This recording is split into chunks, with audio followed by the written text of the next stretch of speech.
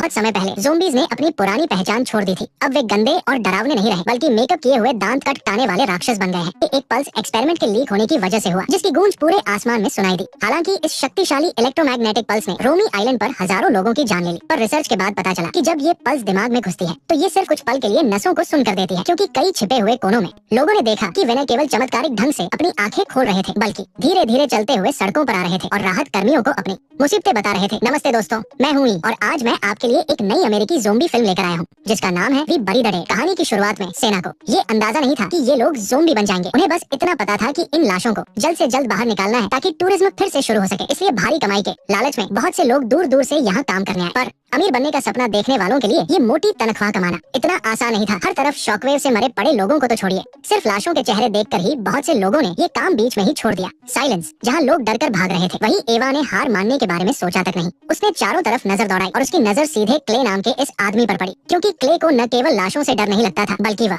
लोगों के घरों में घुसने की आजादी का फायदा उठाकर और ज्यादा पैसा कमाना चाहता था। अपने मकसद को पूरा करने के लिए एवा ने फौरन क्ले के साथ टीम बना ली। उसने सोचा कि क्ले की फुर्ती की मदद से वो अपने लक्ष्य के काफी करीब पहुंच जाएगी। लेकिन तभी अचानक सामने खून के पैरों के निशान दिखे, जिसकी वजह से उसे अपना प्लान वक्त से पहले ही शुरू करना पड़ा। एक ज़ोंबी जिसके शरीर से इंजन ऑयल निकल रहा था, वो बिना पलक झपकाए उसे घूर रहा था। उसकी वो खाली आंखें एवा से जैसे कुछ बहुत जरूरी कहना चाह रही थी। हालांकि एवा उस आदमी की मदद करना चाहती थी, पर होशियार क्ले पहले ही कमरे से बाहर भाग चुका था और उसने सड़क पर बचाव का सिग्नल जला दिया था। अब पछताने से कुछ नहीं होने वाला था। पलक झपकते ही वो बेगुनाह सा दिखने वाला ज़ोंबी फौजियों के हाथों मारा गया, और जैसे ही वो ज़ोंबी शांत हुआ, एवा पूरी तरह से टूट गई, क्योंकि दूर जहाँ आग की लपटें दिख रही थी, वही तबाही के केंद्र में उसका पति फंसा हुआ था। उसने सोचा था कि वो क्ले को पैसों का लालच देकर अपने पति को बचा लेगी, पर अब उसने देखा कि जिंदा ज़ोंबीज़ को भी मारा जा रहा है। अगर उसने धीरे धीरे वहाँ पहुँचने का इंतजार किया तो शायद उसके पति की लाश भी नहीं मिलेगी। इसलिए एवा ने उसी रात हिम्मत जुटाई और नक्शा खोलकर बैठ गई। उसने सही जगह ढूंढ ली जहाँ उसका पति मीटिंग कर रहा था, स्टैन मैनर नाम की एक आलीशान हवेली। जब उसने दूरी नापी तो उसे पता चला कि वो जगह यहाँ से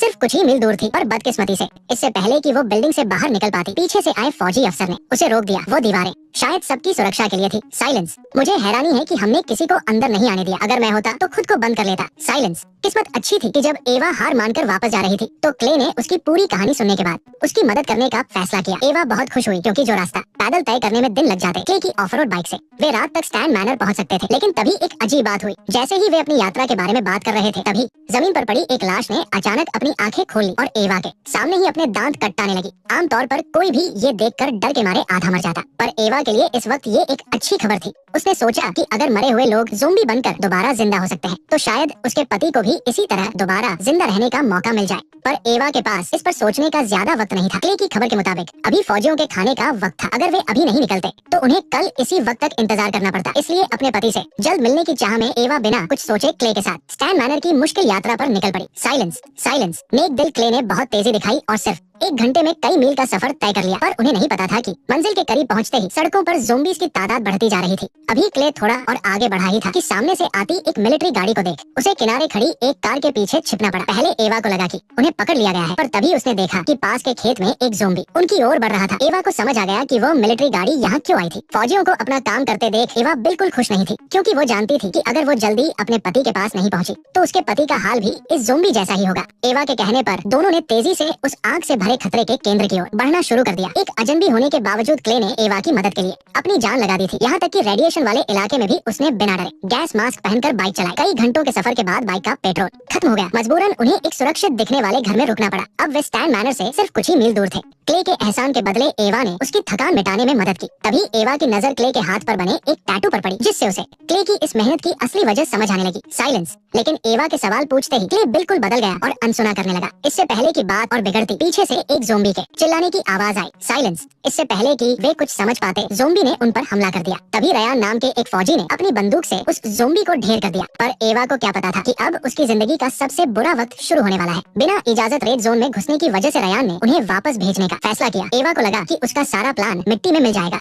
रयान ने दोनों को अलग अलग ले जाने का सोचा और एवा को भागने से रोकने के लिए उसे एक अंधेरे कमरे में बंद कर दिया। साइलेंस, एवा पूरी तरह टूट चुकी थी, क्योंकि जैसे ही क्ले को बेस पहुंचाया जाएगा, अगला नंबर उसका होगा। उसकी सारी मेहनत बेकार जा रही थी, पर एवा को नहीं पता था कि ऊपर वाला हमेशा कोशिश करने वालों का साथ देता है। अभी वो लेटी ही थी कि तभी साइलेंस, साइलेंस, सैनिक रयान उदास होकर वापस लौट आया। जबकि एवा के लिए 2 ऐसी खबरें आई जो सुनने में अच्छी लग रही थी। पहली खबर ये थी कि उसका दोस्त क्रिस रयान की नजरों से बचकर भागने में कामयाब रहा, और दूसरी खबर ये थी कि रयान अब एवा को उसके पति को ढूंढने में मदद करेगा, लेकिन मदद करने से पहले उसने एवा के सामने एक शर्त रख दी, साइलेंस। पति को ढूंढने की आस में एवा ने बिना सोचे समझे उसकी शर्त मान ली। उसे नहीं पता था कि रयान का भागना मत कहना सिर्फ उसे गाड़ी में बिठाने की एक चाल थी। गाड़ी में बैठने के बाद एवा को एहसास हुआ कि वो उसे मंजिल पर ले जाने के बजाय अपने घर ले आया है। दरअसल रयान की पत्नी इस आपदा में मारी गई थी, जिसकी वजह से ये आदमी बाहर से तो नॉर्मल दिखता था, पर असल में पत्नी की कमी की वजह से उसके दिमाग में खुराफात चल रही थी। सच है कि दुनिया में कुछ भी मुफ्त नहीं मिलता। अगर एवा चाहती थी कि रयान उसे डेंजर जोन तक पहुंचाए, तो उसे रयान की मरी हुई पत्नी के कपड़े पहनने थे और उसके साथ डांस करना था। खुद को बचाने के लिए एवा ने चुपके से दराज से एक कैंची निकाल कर अपने पास रख ली। एवा अभी संभल भी नहीं पाई थी कि रयान ने दरवाजा खटखटाना शुरू कर दिया।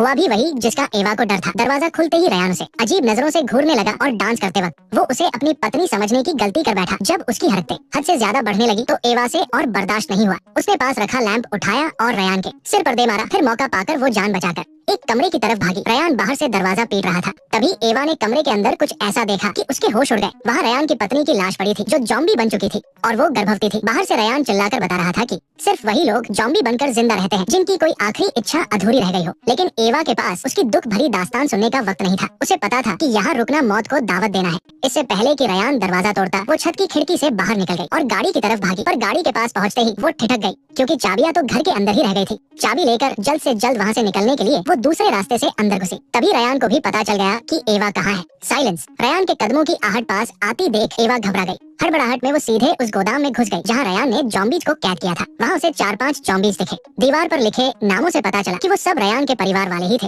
वो डेंजर जोन में जाने के बहाने अपने परिवार के लोगों को चुपके से यहाँ ले आता था। एवा ने अब रयान को उसी की चाल में फंसाने की सोची। वो उसके सामने नाटक करने लगी कि वो उसकी पत्नी बनने को तैयार है। जैसे ही रयान ने भरोसा किया और अपना सिर उसके कंधे पर रखा, एवा ने मौका देखते ही उस पर जानलेवा हमला कर दिया। बेचारा रयान। पर एवा ने ये नहीं सोचा था कि जब वो गाड़ी लेकर भागने की कोशिश करेगी तो रयान की मरी हुई पत्नी अचानक उसके सामने आ जाएगी। वो अपने पेट पर हाथ फेर रही थी और ये देखकर एवा का दिल भराया। उसे समझ आ गया कि वो औरत सिर्फ अपने बच्चे के लिए जॉम्बी बनकर जी रही है। पर एवा मजबूर थी। उसे अब अपने पति को बचाने निकलना था। जैसे जैसे वो डेंजर जोन के करीब पहुंच रही थी, जॉम्बीज और भी खतरनाक होते जा रहे थे। वो एवा की गाड़ी का पीछा करने लगे। एवा जानती थी कि शायद वो मरते मरते उसे कुछ कहना चाहते हैं, पर डर के मारे उसने उन्हें खत्म करने का ही फैसला किया। आखिर एक जॉम्बी के लिए मौत ही सबसे बड़ा सुकून है। साइलेंस। थकी हारी एवा अपने पति की तलाश में आगे बढ़ती रही। जब वो एक पुराने कारवां के पास पहुंची तो उसे पता चला कि उसका पति वहाँ से बस कुछ ही मील की दूरी पर है। एवा ने वहाँ पड़ी लाशों को बाहर निकाला ताकि वो थोड़ा आराम कर सके। तभी अचानक एक जॉम्बी की आवाज से उसकी नींद खुल गई। उसने देखा कि एक पुरुष जॉम्बी गड्ढा खोद रहा है। ये वही लाश थी जिसे एवा ने बाहर फेंका था। वो जॉम्बी सिर्फ इसलिए बना था ताकि वो अपने परिवार को एक साथ दफना सके। एवा ने पहली बार किसी जॉम्बी की मदद की। साइलेंस।